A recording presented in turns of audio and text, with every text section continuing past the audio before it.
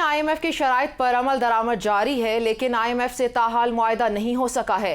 नेपरा ने बरामदी शोबे के लिए बिजली 12.13 रुपए फी यूनिट, जबकि किसानों के लिए बिजली 3.60 रुपए फी यूनिट महंगी करने की मंजूरी दे दी है। इस हवाले से मज़ीद तफसीलात मुलाहिजा कीजिए शाहिद कुरैशी की इस रिपोर्ट में।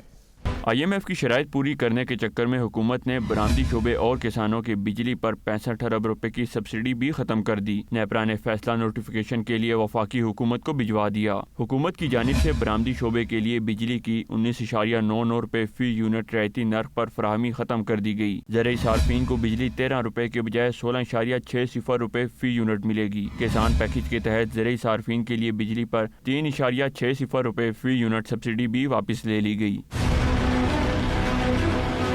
नेपरा के मुताबिक सब्सिडी देने और ख़त्म करने का इख्तियार वफाकी हुकूमत का है। बरामदी शोबे और किसानों के लिए बिजली पर सब्सिडी ख़त्म करने पर कोई एतराज़ नहीं। Shahid Qureshi, ABN news, Islamabad.